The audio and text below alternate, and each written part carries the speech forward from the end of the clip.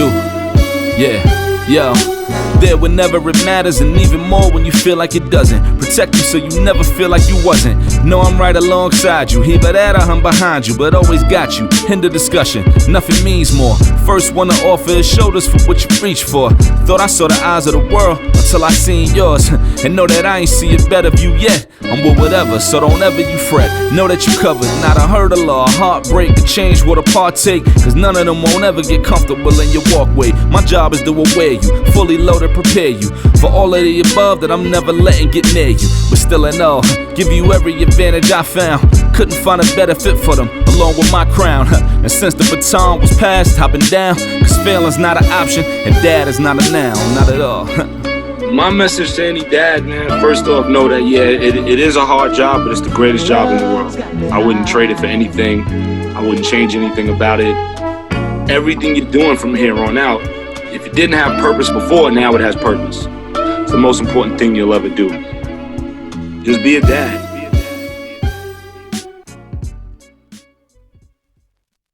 That's just what I need you to understand. Like, and I need you to take that serious. I know you're 7, and I know you don't think this matter, but what you got to understand is daddy tired of being outside too. Daddy tired too. Daddy tired of fighting these city councilors over stuff that they need to just give y'all. Daddy's tired of dealing with people that don't see you as a full human. Daddy is tired of all that. Daddy don't want to be outside either. That's what I need you to understand. Daddy don't want to be outside either. What I need you to understand, though, is that it's going to come a time when you're going to have to go outside. And you're going to have to march when daddy ain't even going to be there. There's going to be people that are going to want to diminish your power because you're a girl. There's going to be people that are going to want to diminish your power because you're black. And you got to understand that. And you need to understand that when that time comes, you need to be ready. You got to be ready.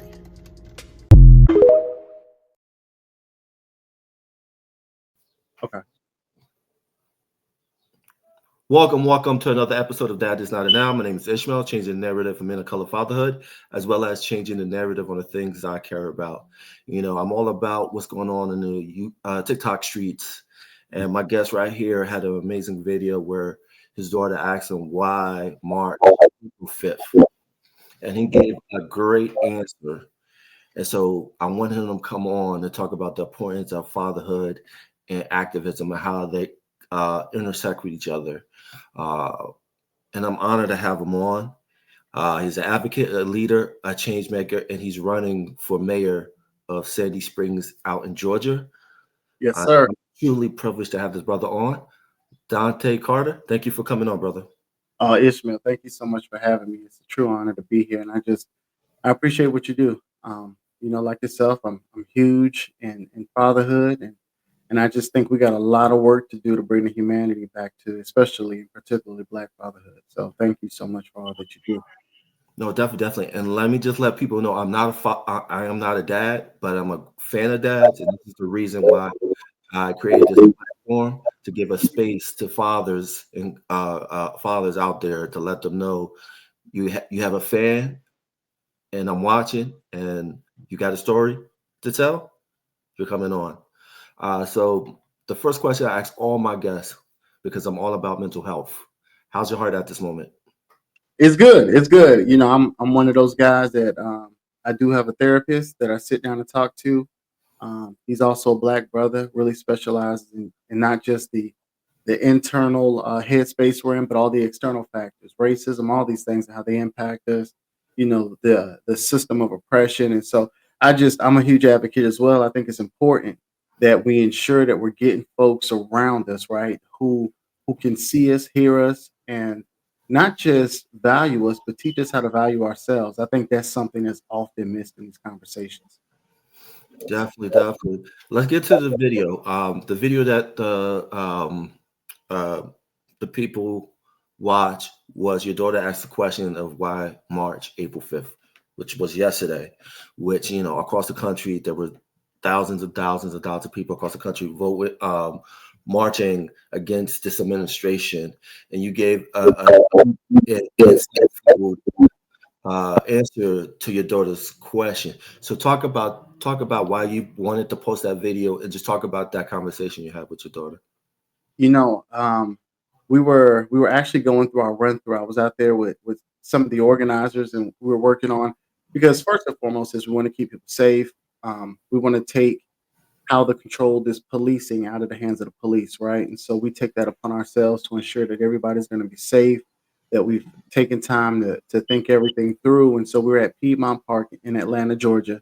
And as I'm as I'm heading home, there was a park. My daughter's wanting to play at some more, so we're playing some more, and then we're walking back to the car. And it's always in these moments, right, where it's just she and I, where she'll just ask questions, where I know that she's listening, right, where I know that she's taking this all in. And that's been something that I've done, from the moment I held this little girl in my arms. It was important for me to ensure that she had a firm foundation of understanding who she is, and being able to celebrate who she is, right? In a way that she can enjoy it and embrace it. And so we're walking back to the car, and she's asking me all these questions, and she was like, "Well, Daddy, like I know why we marched in the way past. It's because they had white bathrooms and black bathrooms. I just don't understand why we have to do it now. Now, we just turned 7 in February, right? And so to hear her ask these questions, um, and I started to answer the question. And as I started to answer, I didn't, you could tell she was in that moment of just thinking. And so I didn't want to put the camera up in her face as I was doing it. So the phone was in my lap. So I just pushed record, right? Because I'm hearing this and I'm like, this isn't a conversation that I'm just having. um, Black men, black fathers, they're always having these conversations, right? Because people are always asking why, and the why is that this country was built, right, through the lens of somebody that doesn't look like us, and they built it to operate a certain way. And so, if we're not teaching our children how to operate in these spaces, right, and preparing them, I think so often we leave it up to the education systems to educate our children and teach them, right? And so they're learning it through the lens of government and not through the lens of the struggle that their people have gone through. You know, my daughter has a rich history that she comes from. And if I don't teach her about it, who does, right? Like on my wife's side, it's crazy, right? But on my wife's side, she has an ancestor who fought in the American Revolutionary War, ended up earning his freedom, right? Goes up north, starts working, comes back, and buys the freedom of his wife, buys the freedom of his son, right? That son ends up working as a janitor at Yale, right? And as he's working, sweeping floors, cleaning toilets, doing all these things, he's telling his son that, hey, you can go to school here. This is at a time when there's slavery, full on, right? Crazy as all get out. He gets in, becomes the first black doctor, first black graduate of Yale in America, becomes a doctor, becomes the lead surgeon in the Civil War because, of course, they couldn't find a white doctor to treat black soldiers. And for me, that's important history. So because of that, my daughter's now one of those Yale legacy students, right? I don't know anything about that. I didn't know much about my history until I became a grown man, right? And then I'm learning my history, right? I'm learning that my own great great grandfather was born on a plantation just outside of Selma, 5 miles outside of Selma, and I had family that was a part of that march across the Edmund Pettus Bridge, right? And so I just think sometimes we have these stories about Dr. King and Malcolm X and all these amazing figures, and we forget about how our own personal history ties into these things. And what I wanted my daughter to understand in that conversation is this is your history just as much as anybody else's. And you have to fight to protect it. And only you are going to be able to do that.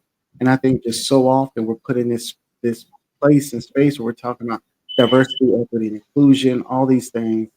But you're seeing our history being taken out of education books. You're seeing um, this world try to move into this place where race doesn't matter, but they haven't addressed the things that have held so many of us back. And so I do have a problem with that. And I do want to do my best to educate my daughter, educate my nephews, my nieces on just the power of who they are. A lot of folks keep asking the why, right? You can't talk about injustice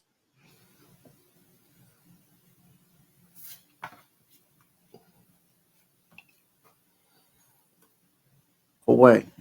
And so I'm all about unity, you and me, we're all one, all these things.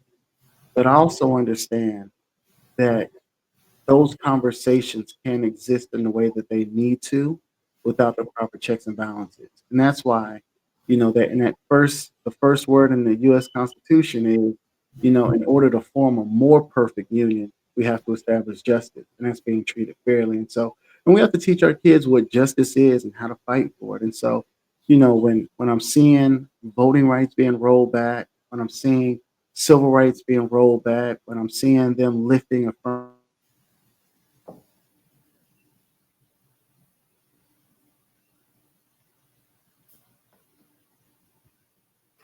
she said, I don't know how Black people in America have made it as long as they have. She said, I understand what, as a community, Jewish people had to do. She said, we needed reparations. There was a whole repairing that had to take place because of what Hitler and the Holocaust did to our people.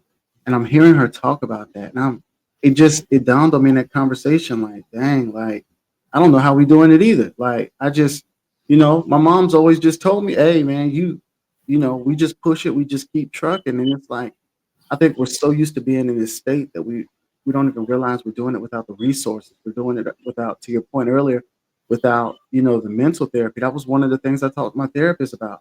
He was like, I got to be honest with you. He was like, Dontaye, I don't even think we as a people even understand the help that we need after being in bondage and captivity for as long as we have. And that was something that just hit me. And so, me teaching my daughters also, in a way, me also taking part in liberating myself from the chains that were put on us very early on, if that makes sense. No, definitely. I think my previous guest brought a thing up to me a while ago, a long time ago. As a people, we've never had an opportunity as a collective to go somewhere and heal. We never did that. After the end of slavery, we went to work, Yeah. and then you had separate but unequal. Yeah. And then when integration happened, we kept doing what we kept doing. But we never had that opportunity as a collective Yeah. to look where we've been, and figure out where we're going to go from now. That never happened. And so I think there's a large disconnect when you talk about as Black people, because, sometimes we see things as an individual instead of a collective whole. So that's why you have a situation where sometimes groups can't come together, especially like what happened yesterday. You saw like this push of, we're not going to protest. We told you so, and now we're just going to sit back and just chill. And I tell a lot of people that, we live in a world where it's not rights, it's privilege. Rights Yeah. you have to constantly fight over and over and over again. Because what you're seeing on right now is you have this administration destroying due process. They Yeah. say, oh, it's just about the non-citizens. Yeah, it's not the citizens, but it could be citizens. There's been stories of them deporting citizens without due process. So I agree with you on that. But also just the level of awareness that your daughter had to ask you that question. Yeah. I think that's phenomenal on you as a father and your wife, installing that into her, that level of awareness to ask those questions of, why. And as a parent, you're giving her an answer she can just digest. She said, you know what, this makes sense. Yeah. I appreciate that. Thank you. No, definitely. And then like I know, um, after that video, what was like that conversation after you stopped the tape? If you want to talk about like what was that conversation after? Yeah. I mean, what I saw is that she really understood what the conversation that we had, and I reminded her, and so it was crazy because we'll do these things, right, not really thinking about the impact of what we're doing. And so um on December 26th, right, day after Christmas, I just, my kids out of school, I work from home. I was like, I don't know how much I'm gonna get done from here. um I think I'm just gonna take another day off, and I work for myself, and so that's why I was kind of like, my wife, she's an OB, she was on call, she had to work, and so I just figured out work too. But I don't know, man. God just put it on my heart to just get out, and so we took a trip to Selma. Nearly 4 hour drive, and we went to the place where my great grandfather was born a slave, Grand Valley, Alabama, and we went from there. We went to the place where historians believe the plantation was. City Hall now sits on top of it, which is bananas, right? Because it got burned down during the Civil War. And so we drove from that location to the Edmund Pettus Bridge so I could help her to see how close it was, right? Like, this is what our people marched right along, and this was about ensuring that they got the right to vote, right? And so um, I'm helping her to put this stuff in context. Her mind is so young now that it takes a while for her to fully get it. But to your point, that awareness came from us having these conversations. And so I reminded her about that trip. And she was like, oh, yeah, and we saw this and we saw that. Oh, so that's why you say we got to keep marching. Because, underneath the Edmund Pettus Bridge, they have the monuments of these folks who marched. And like, I really do think it's important that we just continue to keep having these conversations, because 2020 didn't happen in a vacuum, right? Black Lives Matter didn't just come out of nowhere. Folks, and even that wasn't handled well, right? They were so worried about getting everybody back to work, right? Oh, well, the economy, got to get back to work. And in doing so, right, we're still missing like the part of to what you mentioned earlier, the healing process, right? Like this police shooting young black men, right? It's if we don't address the fact that it started with slave patrols and this is what it turned into, we're not helping anybody.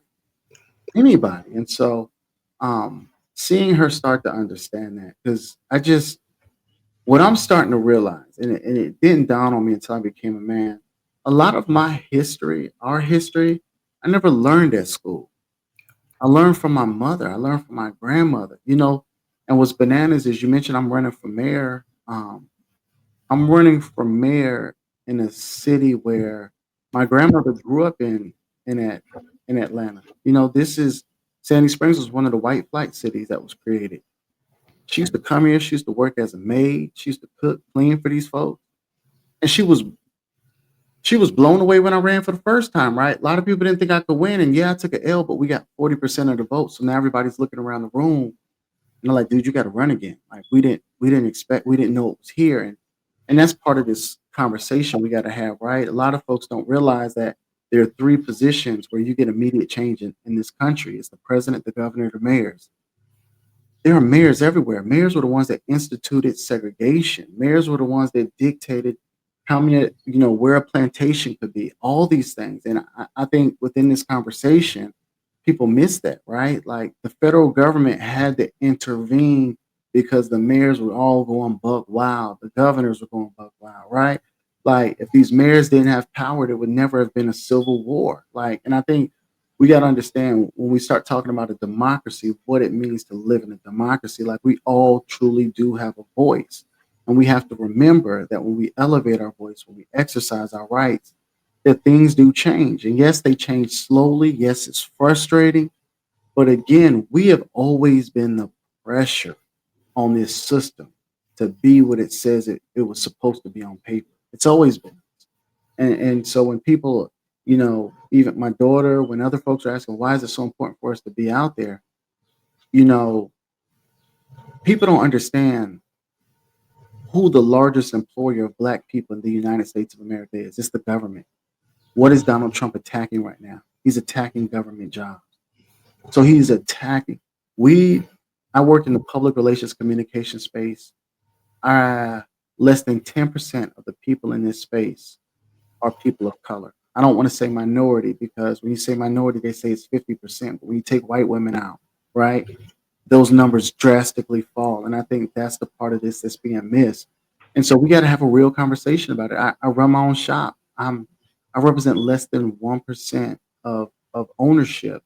You know what I'm saying, in the PR space amongst black men specifically. And so we got to start having a conversation about building wealth, building legacy, making an impact with our children. And that's what I want my daughter to understand. I take her to work with me so she can see what I do.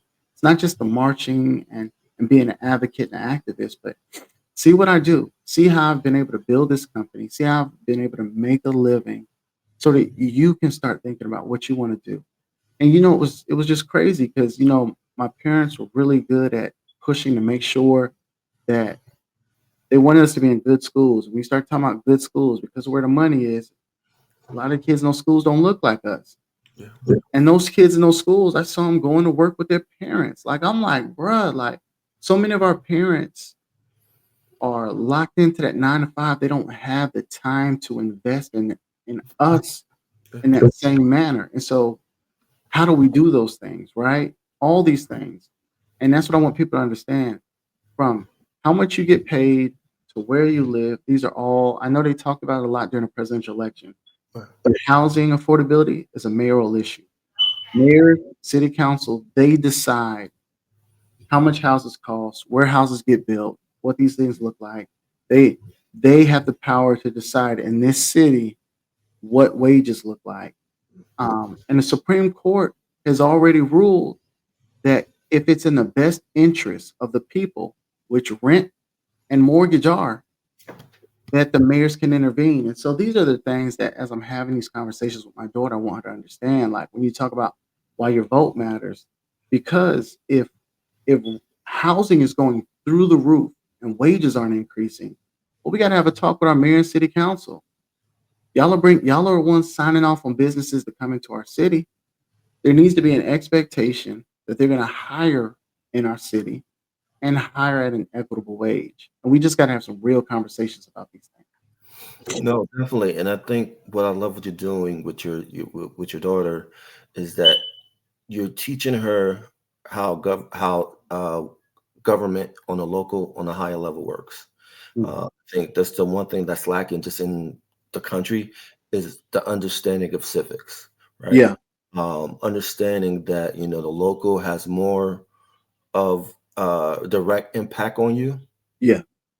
But again, when you go to the federal level, again, it's about how much dollars that the federal level is coming to your state, and Yeah. then the state, how's it getting to the local levels of the different parts, local area of your state.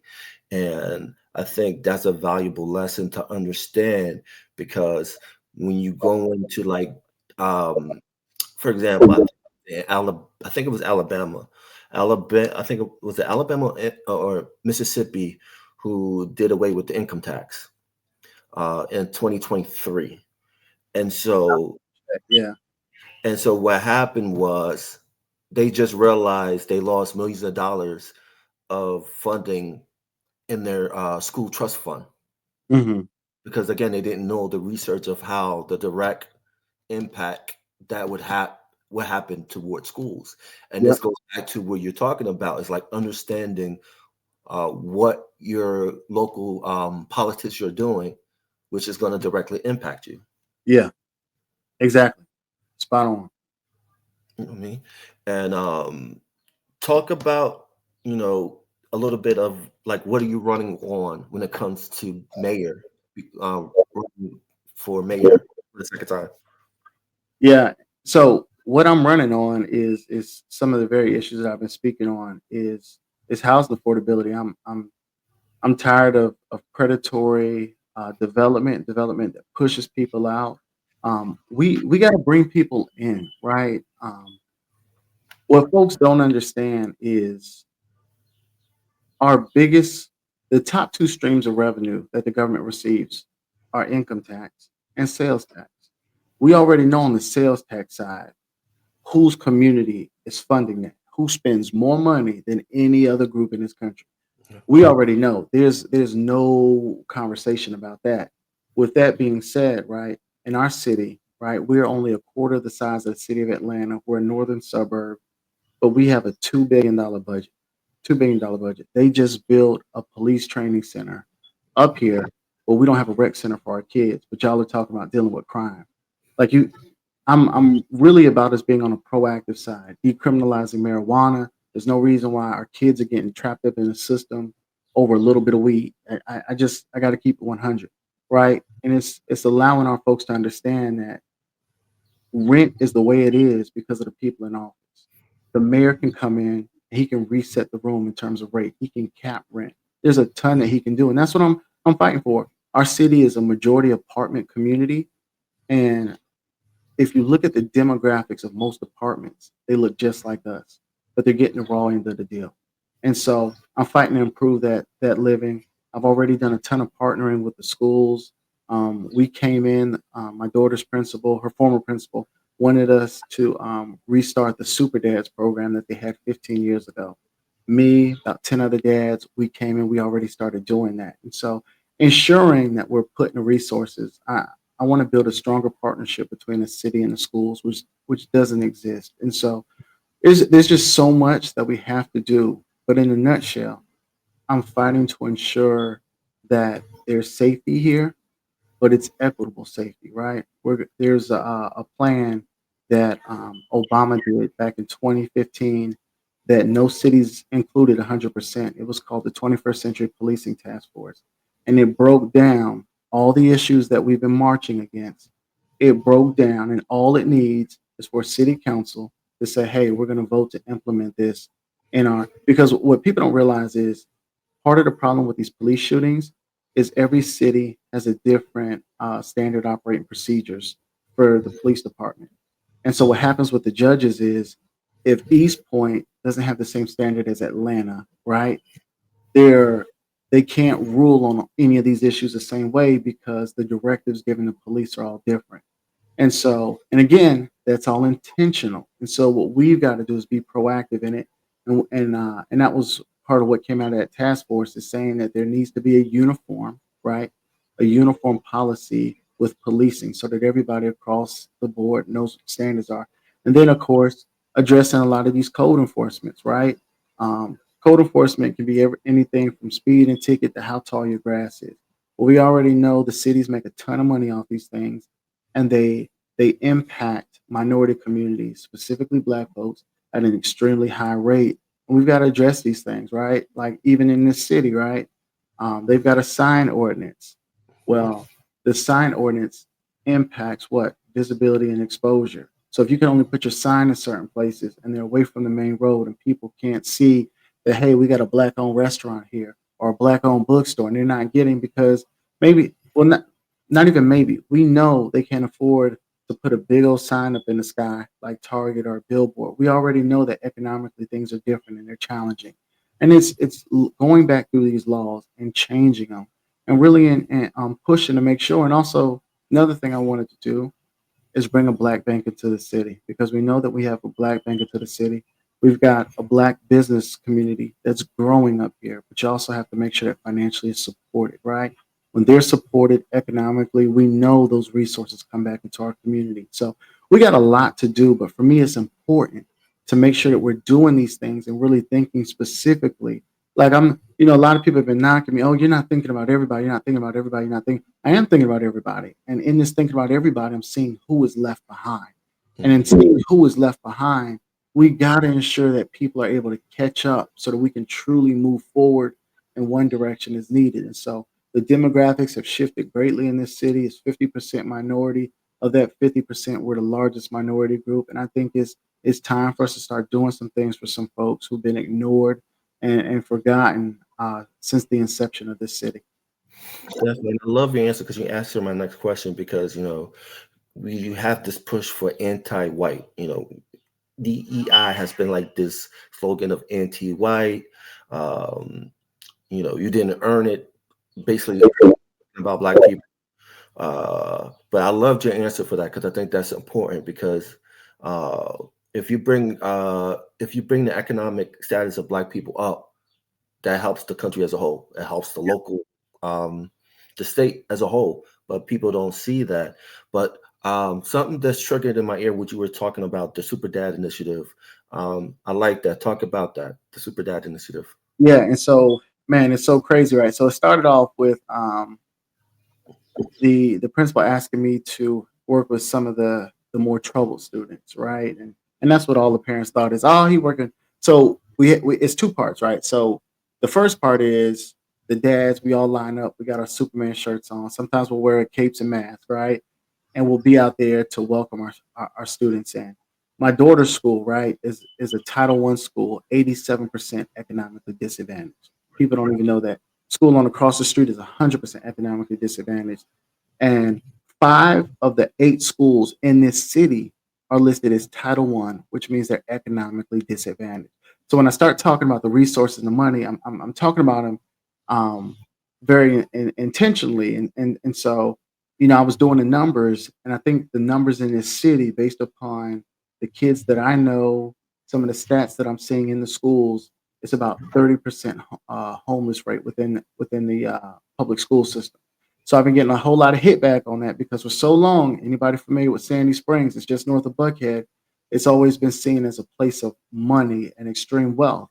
And it is, but there's also a divide. People don't realize in these cities, right, the wealthy can't afford to sustain themselves. So they need a very large working class so they can also pull from that tax bracket. And so, you know, we used to hear the whole comments of, oh, my property taxes, my property tax, my property taxes. Well, your property taxes can't sustain the city. If it could, they move all the poor folks out. They can't afford to do it, right? Which is why back in the 60s and 70s they were building projects. And so I say all that because I just want people to understand how the money kind of flows around the city. And so with that, But we go there, brother. I just want to add one comment to that too, real fast. Is that if you get rid of the department education, that means those Title I schools lose that funding. And if that school loses that funding, that school closed down. So what do you do with those kids that had schools in their area gone?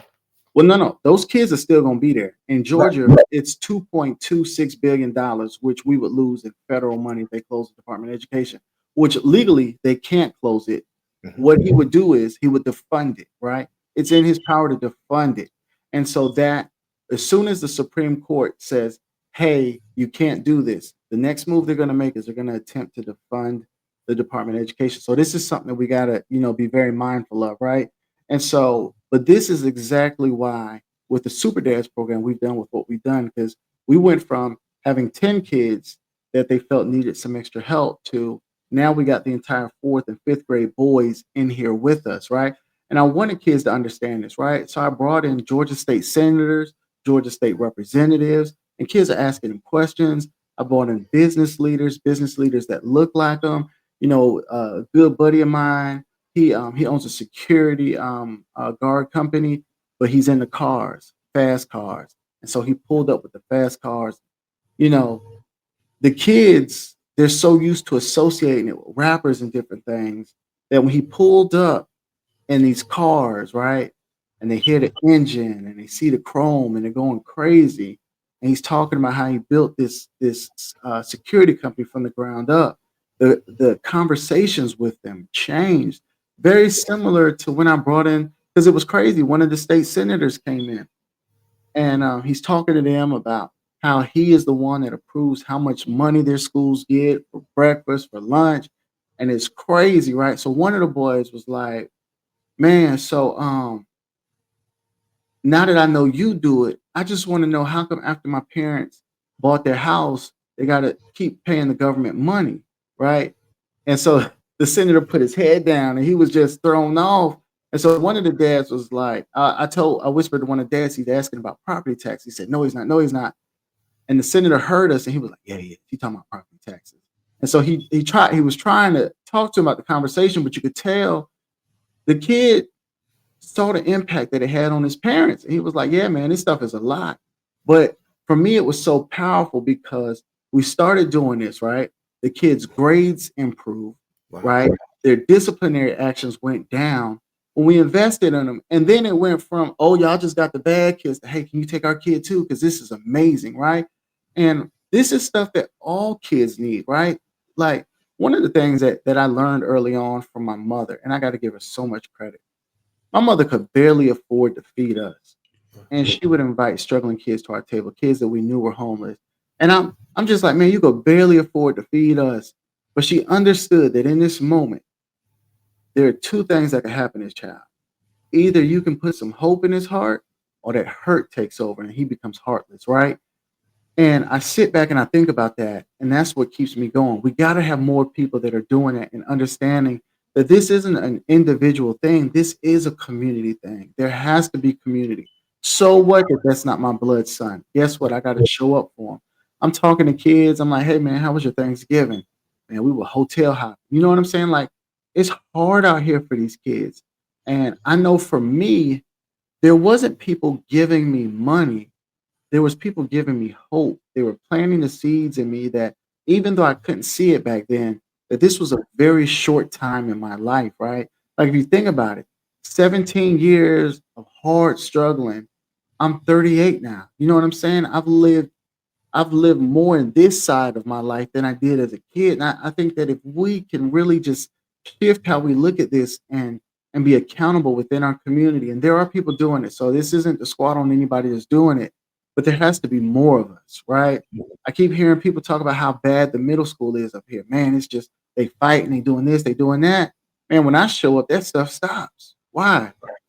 Because they know what it is. They got hope, man. I'm a black man running for mayor in a city that was seen as white flight, that doesn't, from a political standpoint, look like any of these kids. And you know what the first question they asked me? Hey man, Mr. Carter, when you win, you still pulling up, right? We can still count on you to be here, right? Yeah, I'm still coming.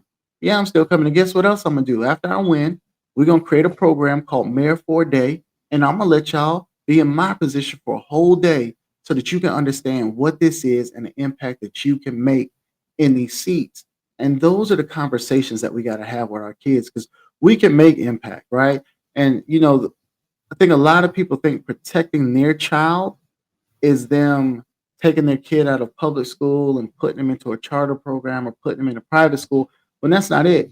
Protecting your child is ensuring that the children around them are protected, right?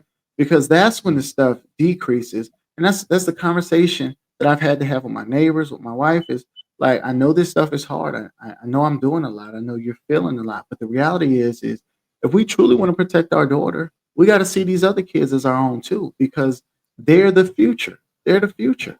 They're going to come, right? There's going to come a time when they're going to be in our position. We got to decide what that looks like and what we're going to do. No, facts. I love how you did that too, because you explained deeply the connection of activism and father, because they go hand in hand together, and understanding that when it comes to your tax dollars, that's going somewhere. Yeah. Go ahead. Well, and this is what I want people to understand, right? I live in Atlanta, Georgia, and I was blown away when I saw that that Delta Airlines, which is headquartered here, in the middle of COVID, was like, hey man, if we don't get this bailout money from the government, we're not gonna make it 30 days. I'm like, whoa, we got all these people being judged because they're living paycheck to paycheck. They're struggling, trying to make two ends find each other, right? And now we got this international company saying, hey, if this thing is shut down for 30 days, we're in trouble. 30 days? But ain't that what our people say every day? Like, hey man, rent coming up. It's hard out here, 30 days. Like they're having a conversation on an international level about things we are dealing with locally. And that's what I want people to understand. You look at these big companies, Amazon, Apple, the reason why they're sustained is because they all have government contracts, big government contracts. Elon Musk has made $100 billion, right? He made $100 billion in 2 months while Trump was in office, right? Now he's losing money because of the protests and the backlash, but he understood the power or the money that comes with power of that seat. And that's what I want folks to understand. Like they're holding so tightly to these these positions because they understand that the money is in the power and the power is in the money, right? Which is why they're working to roll back our voting rights, right? If you think about it, you think about how many black millionaires came out of Maynard Jackson, Atlanta's first black mayor's um, tenure here, it will blow your mind. He was one of the first black mayors to look and say, "Oh, I got control over these government contracts. All right, hey man, if it ain't at least 20% black businesses over here, ain't nobody getting no money." He forced them to create an economic avenue for black folks, and honestly, that was the big issue when I ran the first time. Was folks that don't look like me asking me, "Hey, are you going to be a Maynard or an Andy?" And what they were alluding to is, are you going to be tough for us? Or are you going to be easy for us? And what I want folks to understand is I'm not a Maynard or an Andy. I'm a Dontaye Carter. I am what my community needs right now. And right now, we already know we're in a recession. We know things are economically tight. And we know that the only way to jumpstart this economy is for people to spend money. We know which particular people spend money. And so we got to be a little more equitable with these resources. And that's one of the things that I hope people can take away from this is that your money is tied to government. That's why you pay taxes. You're literally the ones outside of the private shopping you do when you're shopping on Amazon and all these other websites, right? You're paying there, but you're also helping to be sustainable with the taxes you pay and the contracts they get, right? I mean, think about it. Microsoft, how many government buildings you go into that have Microsoft or Apple stuff, right? They're paying millions of dollars to Apple, to Microsoft, Word, right? These are big contracts that are being given out to these companies for the government to use their resources. But who are the people that decides whether we use Apple or an Indian-owned company or a Black-owned company or Asian-owned? It's the politicians, the people in power, and so they understand it. And I think that's the place we got to get to in this game. No, and I agree with you 100%. And that's why if you look at a lot of the policies tying to DEI is a way to like eliminate that, because what happens now is like, oh, it should be merit based, not based on skin color. And it was never the reason why. It was just giving people out there, let them know that this is out there. We're picking up we're the qualified out there, let you know that this exists. Yeah. And it was never about that, but they reversed it. And so now you have politicians making these decisions, contracts on their who like are part of their clique in a way. Yeah. You know what has always triggered me? And I say trigger, and I got to use this word, and I'm using it intentionally, trigger, right? I sit back and, my entire life I've been told I'm lazy. And I'm like, dang, man, you lazy. You don't work as hard as them, all these things. And I'm like, you know what? There's nothing lazier than saying, I'm going to take a bunch of kids from another continent, because they were kids, and make them build this country for free. Right? If you look, and I say kids, because if you look at the historical documents of who came off them ships, we show these movies with Amistad and all this. No, like they were between the ages of 11 and 13. And when I realized that, that's what changed it. Because I always thought, man, how in the world do you enslave a grown man, right? Because think about it, right? If you have a full understanding of self, you know who you are, you know where you came from, it's going to be hard for them to enslave you. But if your dad died fighting in the war, he left kids behind. And them kids were taken from their mother and put on a ship and brought over here, right? It's a complete game changer, because you have not reached the full matriculation of who you are, right? And so now you're leaning on people that don't have your best interest, because you think they're the ones that are going to guide you through. And that's just part of what our ancestors had to go through to get to where we are. And so we know this thing. And I'm going to be honest, this whole DEI, and I hate just saying DEI, this diversity, equity, and inclusion conversation is because of guys like me. And I internalize it like that because I'm a guy from the hood, right? I'm a guy from the hood who, because of affirmative action, a door was open for me. And when I realized I could out hustle these folks on the other side, because let's be honest, they don't have to work for it on the other side. They don't. I'm just keeping it real. They're so used to these opportunities coming to them that when pressure and hustle come into the room, somebody that has to eat because he's not trying to go back to where he came from, they can't compete. I'm just keeping it 100. I've seen a lot of them lose jobs trying to keep up. They get tired, they get exhausted, they start making mistakes that they typically wouldn't make.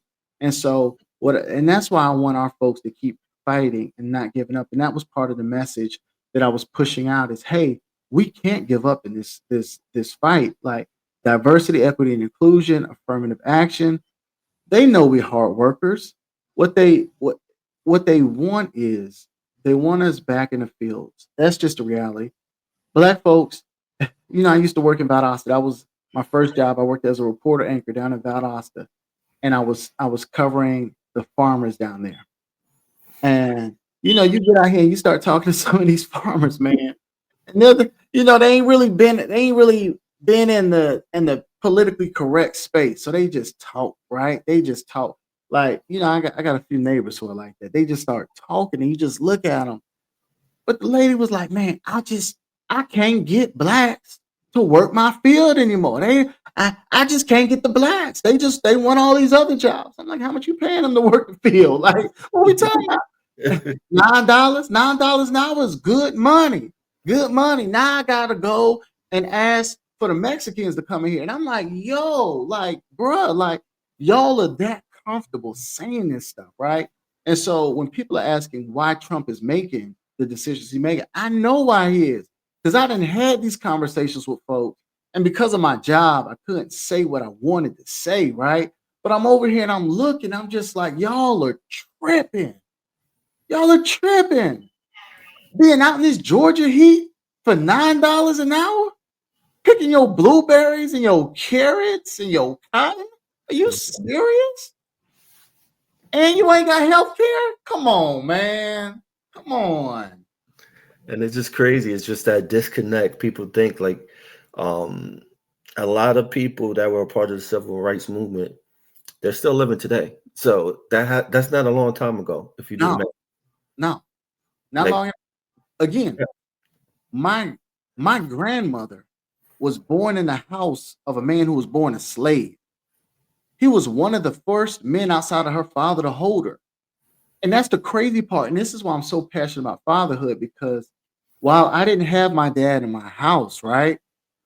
This narrative about fathers not being there is not accurate, right? Over 70% of Black men, whether married or unmarried, to their child's mother in their lives. But y'all got the other 15 or 20% on TV all day, every day, like that's a reflection of who we are. And it's not. It's not. And you can check out, and this is why they got a website, it's called blackdemographics.com. And it breaks down so much of this stuff. And it's using government data, the census, all these things, right? They're even looking at voting so you can see how people vote. And it's crazy when you look at this stuff, it tells you. And when I even looked at Black economics, how much money Black men were earning, right? When I started to see these, how much compared to Black women, right? On average, we only making $40,000-$45,000. Who can afford to live off that? Black women on average, $30,000 to $35,000. Like, where's the housing for? Like, let's just be honest. Where do you find a good, safe neighborhood, right? People keep saying, well, you're bringing an element of crime. No, it's not bringing an element of crime in. The crime exists because of lack of opportunity. Once you realize what the void is and you feel that void, them kids will go to school and bust their tail just like everybody else is. But you can't go to school when you're and give A+ effort when you're hungry, right? Like you're coming in the door hungry, right? Like, and that's what I think people miss is those little things when you're going to sleep hungry, right? Like, man, my mom was working overnight, going to school during the day. It was 4 of us. I had to get my siblings up. I had to make sure they got on the bus. Man, I got so much going through my mind as a 10, 11, 12-year-old kid. Last thing I'm thinking about is school, right?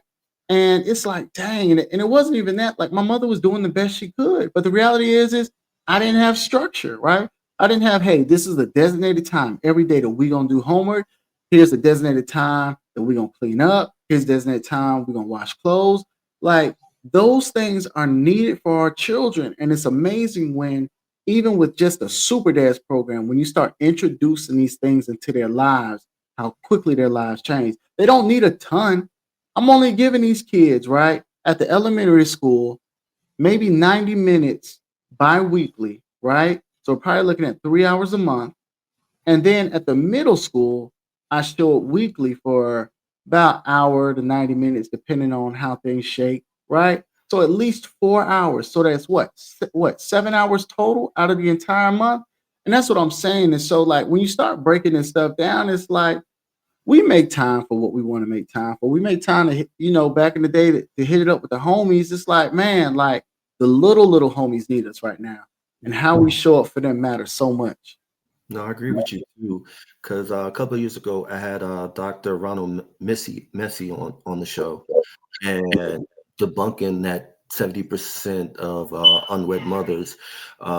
What you brought up is supporting that, Black fathers are out there. They exist. They're doing there. Also, the data shows that Black fathers are more involved in their child's life. Way more. Mm-hmm. And on top of that, it's just a lack of resources.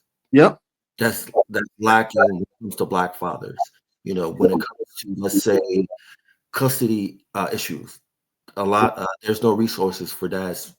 Not that much out there for dads to get resources when it comes to custody, when it comes to working, mental health. There's almost nothing out there for Black men, Black fathers to get that resource. So I think the important thing is changing that narrative, like we were talking about, what we've been talking about. It's about resources. Those dollars, those tax dollars, take those money into those resources to help Black men, Black fathers, help Black youth. And that will change the outcome of what we're dealing with right now. Can I piggyback off what you said just real quick? And I want to piggyback because I used to work in the Fulton County DA's office. Worked in the public affairs office, and I led it up. And what's crazy is I got pulled into a lot of meetings when fentanyl was just coming out, right? And it was blowing up. And this was a drug that primarily attacked wealthier white kids, right? And so it was a hands-on approach. I mean, hands-on, bro. And I actually had one of the women. She was a wife of one of the Fortune 500 company CEOs, and she said it. She said, I apologize because we all saw what crack did to the Black community, and we never stepped up. And she said, but in all fairness, we didn't understand the impact of it until this stuff started hitting our kids, and it was just crazy. And I bring this point up because when we started having those conversations, they were talking to lawmakers, but it wasn't just lawmakers, right? They were bringing mental health experts in the room to talk about how mentally what the kids are going through leads certain places.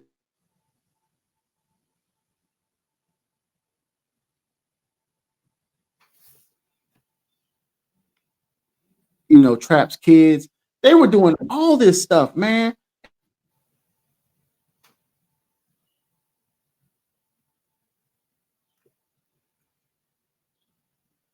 Hold on. Am I back? I'm sorry. I just saw it. Yeah. It froze a little bit. It froze a little bit.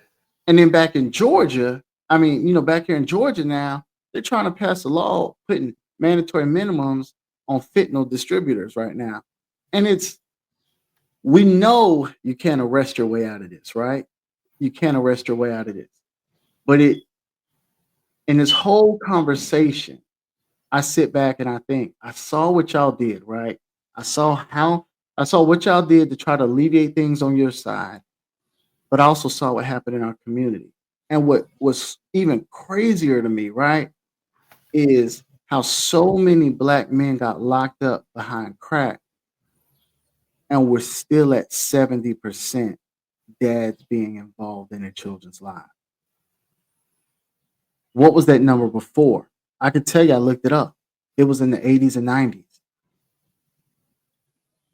And so when I sit back and think of, to your point, us doing more with twice, sometimes 3 times less, than what we're needed, it's like, man, this is a community effort. It's a community, and it's from the politics down to the ground. And I think that's just if there's anything that we could take away, if we're trying to protect our children, we got to look at this thing holistically. And how do we put specific people in each place of this so that we can get desired outcomes? Because again, when Atlanta did it and they got it right back in the 70s, right? I'm not saying they didn't have their issues, but when I'm looking at the money that came out of these communities, when I'm looking at the Black excellence that came out of these communities, right? They created opportunity. The more that we can focus on creating opportunities, the more that I think we're going to see our communities just skyrocket. Right, and I agree with that.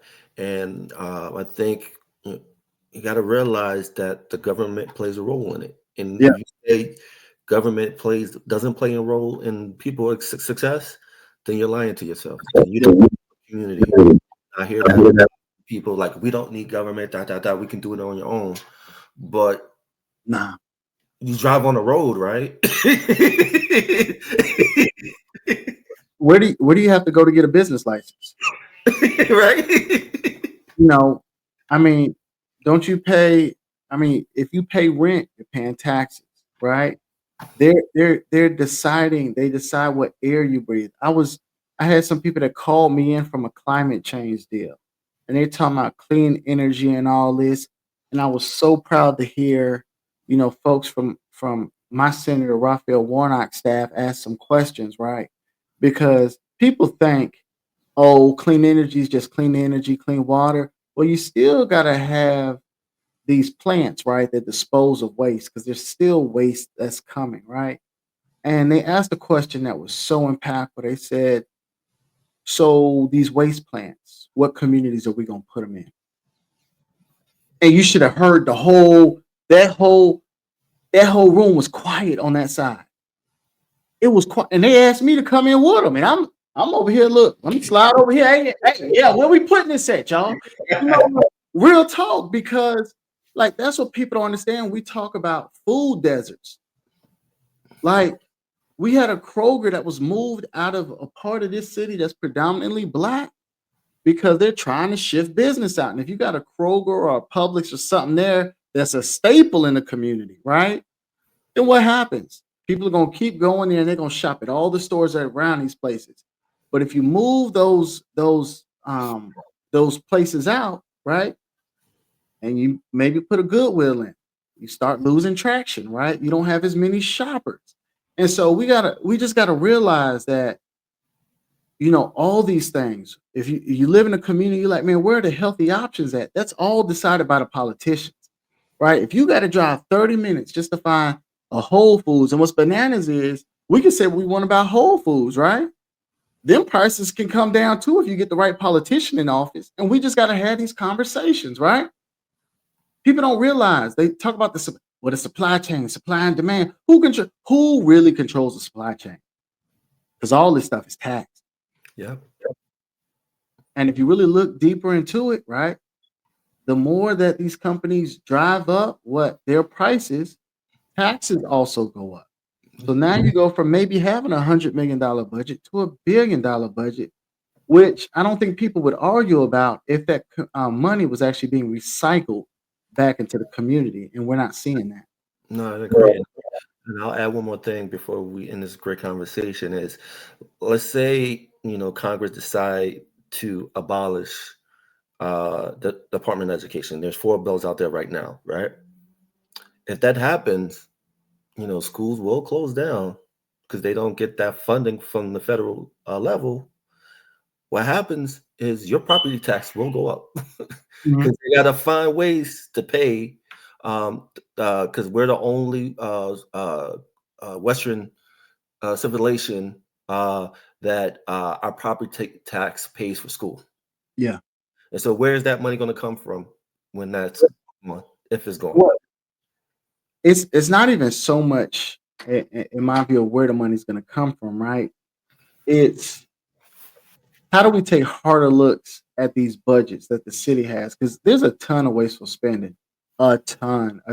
They talking about in our city of building on the city hall. And I'm like, how you going to build on the city hall when you ain't got a rec center for these kids, right? Like the money is there. The problem is we've always been told to kind of keep our head down, stay focused. And so we don't open up the pocketbook to see, right? They didn't start putting additional sidewalks throughout the city. They were complaining, oh, it's $1 million a mile. Where do we get the money from? And then I ran from there, and all of a sudden there's sidewalks everywhere. I'm like, oh my goodness, right? It's a Dontaye is gonna be a defunder, he's a defunder police mayoral candidate. And I'm like, bro, y'all don't care about police because if you did, we wouldn't have one of the lowest paid departments in the state of Georgia, right? They can't even afford to live in the city. Man, bro, 2 weeks later, our officers got one of the highest pay raises ever. So again, the money is in these budgets. They get us caught up in, oh, well, we don't have money for this and money for that, but y'all find money for everything else. They hold a T-SPLOS, right? Which is the transportation sales tax. They got sales tax for everything, right? Like you can add a penny tax, right, on shopping and get the money that you need in the city for the schools, right? You can do those little things, and nobody's gonna feel a penny like nobody's gonna feel a penny that much, right? If you talk about instead of it being $2.05, $2.06, right? Whatever it is you're paying for. But it's ensuring that, and these are stuff that I'm talking about they doing, right? The taxes jump on us all the time, and folks don't even know why they jumping on us, right? They just like, all right, well, I just got to go ahead and pay it. Why not pay it to ensure that your kids have a solid school that they're attending, right? Like there's a ton that we could be doing here. I think the challenge for us is to look at these things deeper, right? Because for the last 50, 60 years, the other side's been looking at this of how much they've given up. And it's crazy how much they're yelling right now. When if you look at private industries, right, Black folks make up less than 5% of any specialized industry. We're not super high numbers, right? And that, again, that's me taking white women out of this minority box, right, and really breaking these numbers down. And I just like to be clear on it, right? It's no shot at anybody. It's just being real about what we're dealing with. And so if we've increased by this small margin and a majority of us don't make it past the middle, right? Not unless you're somewhere like Atlanta where it's beneficial for a company to have a Black CEO because they have a Black electorate, right? We're not doing as well as people want us to believe, right? We're still struggling for space. And so we just got to have a real conversation about as a community, what do we want out of this? I also serve as a state committee member with the Georgia Democratic Party. One of the things that we did was we voted to change the bylaws, right? To make it a paid position, so that we can have somebody dedicated to going around the state and reaching our people and our voters where they are. The conversation now has shifted from that to, okay, what needs to be the Black agenda? In Georgia, the Black base, the Black voters is it, but we don't have a Black agenda. One guy was like, if we don't have reparations on this agenda, it's a no-go. But again, these are conversations that are now happening because we have Black electorates in place. And so we just have to understand politically how we build to get into this place of getting equity and equality. And again, everything that we have now, we just got 60 years ago. So we still have so much to do. No, I agree with you. Like, I love that you brought that up, man, because I think this is something that should have happened 40, 50 years ago, where you have these think tank groups that primarily focus on policy that would help the Black community, which we don't have. Yeah. We don't have. Through my research, I've never seen like a smaller version of the Heritage Foundation for Black people. Yeah. If they exist, let me know, because I did my research and I couldn't find any. No, they don't. And I think the closest thing that we came to is back in the 20s. It was called the Black Cabinet. But again, they started that in the 20s and they didn't even achieve their objective until the 60s. Right. And so people that understand what we got to do moving forward know that this isn't a 5-year, 10-year plan. This is a lifetime plan. And our kids, and that's part of the reason why I had this conversation with my daughter, our kids got to be ready that once we're no longer here, they got to be able to pick up the mantle and say, okay, my daddy told me this is where we stopped at. We got to push it forward. And I think we had so many people who got accustomed to feeling like they made it, right? That we stopped working.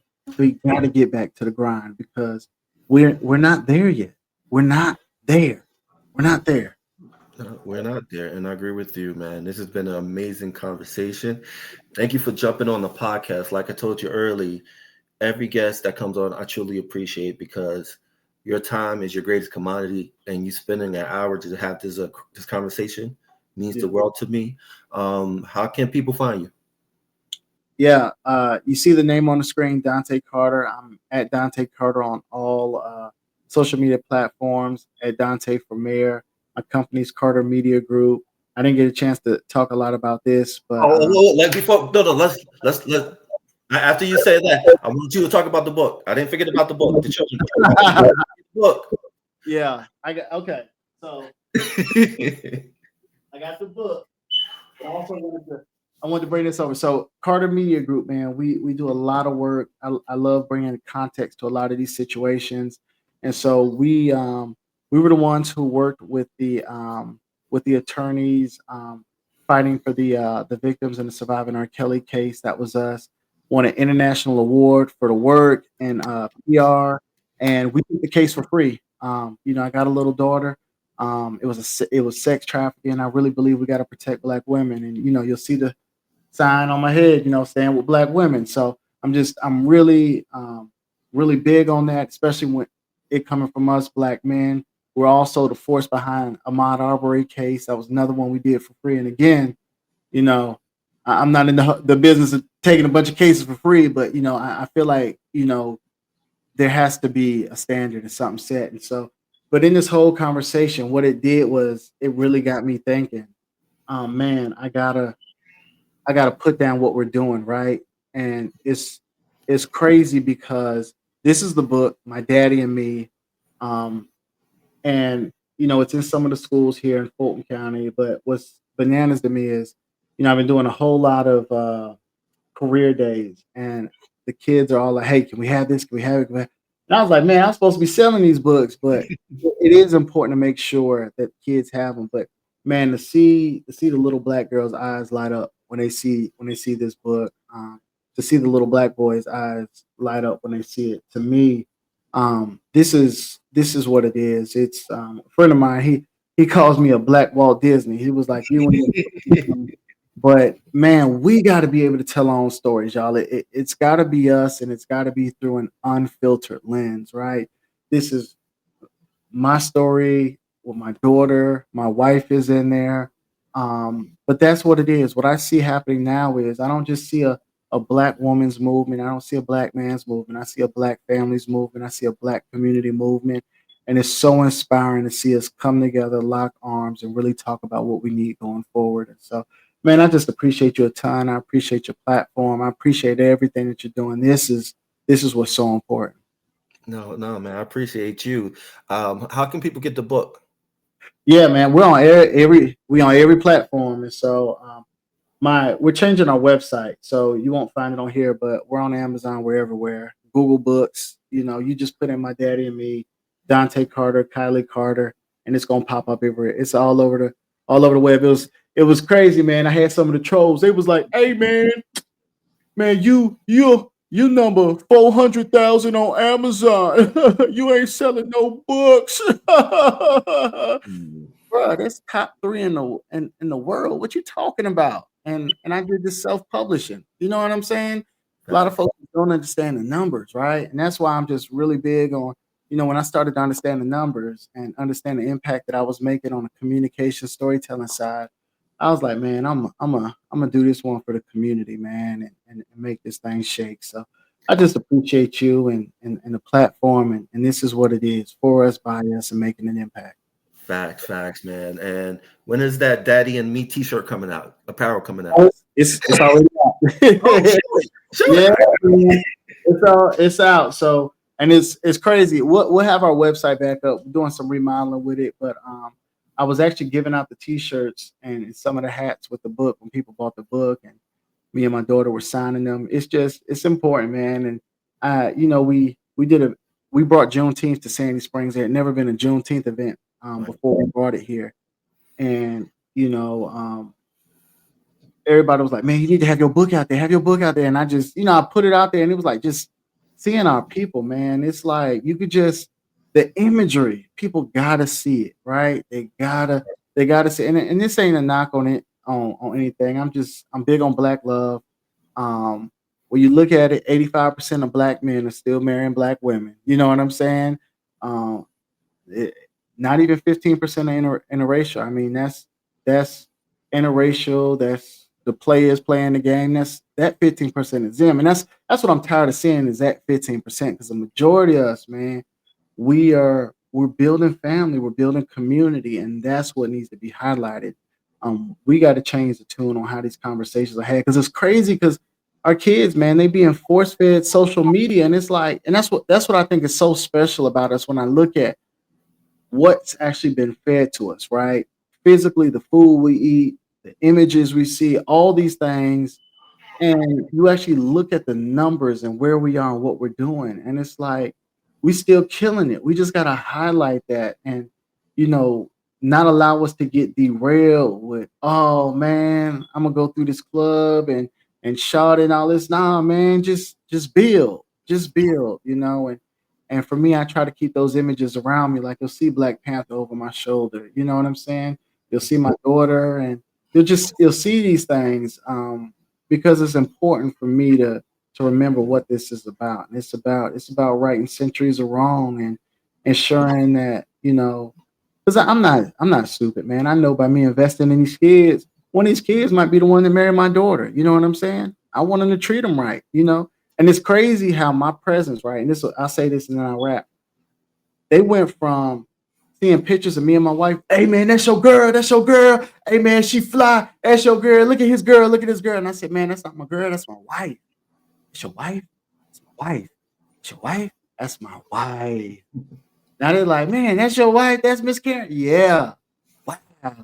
Right. It's that little bit of because that's what they see. That's what they see online. Oh, my girl this, my girl that. And what's after my girl? Yeah. That's what I want to talk about. No. You can see them wheels turning, bro, and that's what I get excited about. And I love that, man. I love that energy, man. But again, how can people find you, man? Let's Yeah. My website, my personal website is Dontaye Carter, first and last name.com. You can check me out. Again, we have my website, cartermedia.net, and I'm Dontaye Carter on all social media platforms. Dontaye Carter, TikTok, Instagram, wherever you go, it's just Dontaye Carter. And then also, how can people support your campaign? And you can go to DontayeForMayor.com. We got a Act Blue and a PayPal link up, whichever is best for you to donate to. And yes, Dontaye, my first name, formayor.com. And again, we got strong numbers right now, and it's ripe for flipping, and that's what we're gonna do. That's what we're gonna do. We can't have folks who endorse Trump, who kick it at the White House, come here and govern a diverse city like this that's void of our values. And so we're gonna get out here and we're gonna make this thing shake. Facts. You know what I'm saying? After that protest, now it's back to getting the hard work done. Done. And what's crazy is we had such a turnout, even a turnout amongst us Black folks, man. And I don't know if you got a chance to see some of the pictures, man, but it was I had one of my boys come out. He's a doctor, Black guy. He's a doctor, but he's in the pictures and drones and bananas. But he came out, put his drone up, man, and 10, 11, 12, 13 blocks, man. You could just see lines and lines of people. And it was I'm glad that our folks got the message. I'm glad that they showed up.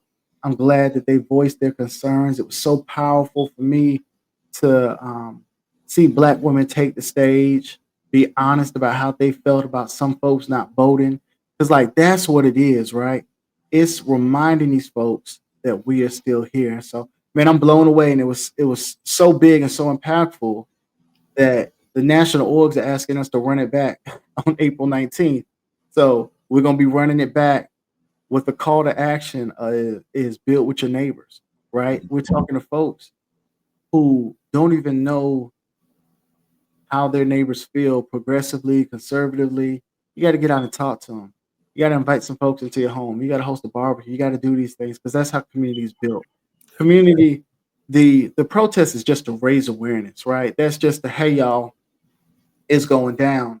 The work is building those relationships, and that's why for the last ever since my daughter was in pre-K, I've been at her school. These kids know me by name, right? All of them, and we've done such an amazing job that they're asking us to come in and train other dads at other schools, and so. But that's the work. Me training them, right, is getting them engaged in the political process.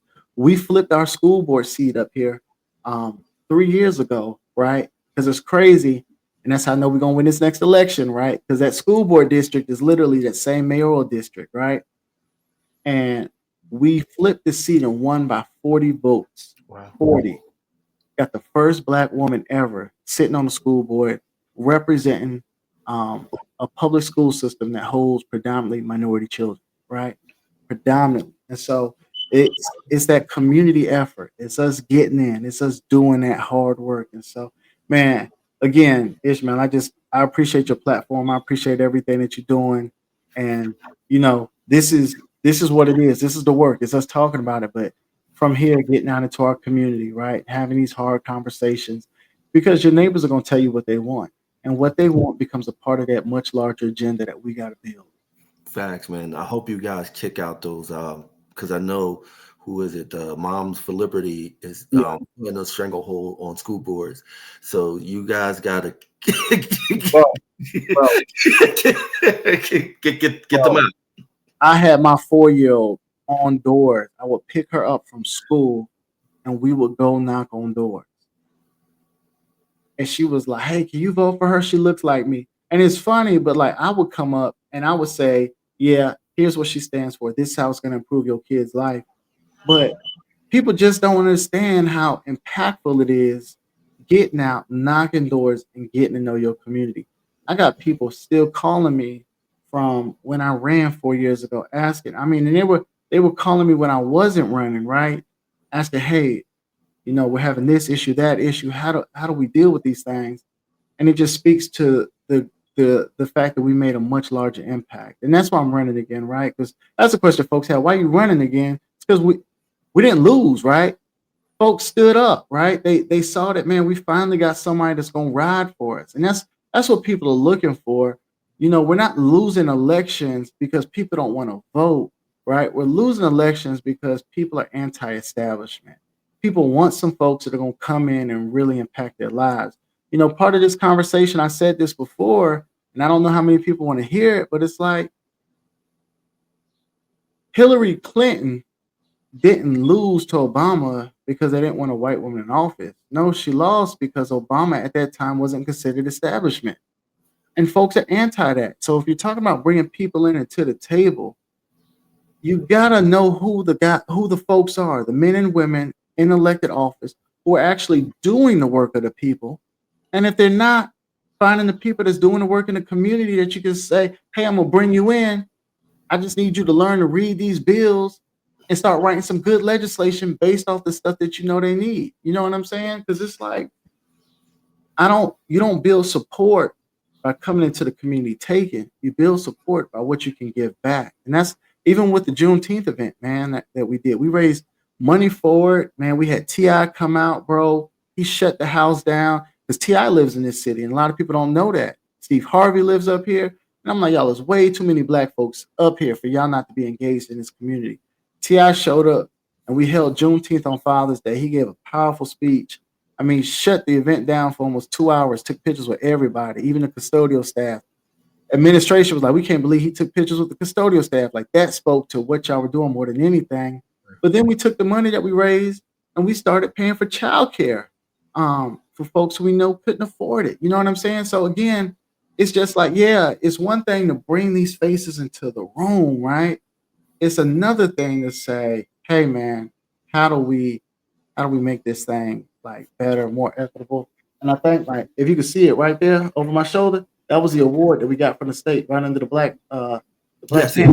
thing. And that was the work we did with Juneteenth and giving back to the community. And so that's what this thing is about, man. Because if you ain't giving to the community, I mean, you got to inspire folks to give back. So we got some work to do, but we're going to get it done. No, we definitely do. Definitely will. Again, this has been an amazing conversation on the podcast. Like, subscribe, and we're out. Peace. Peace. Stay on for 1 second. I'm going to end the recording right now. Boom.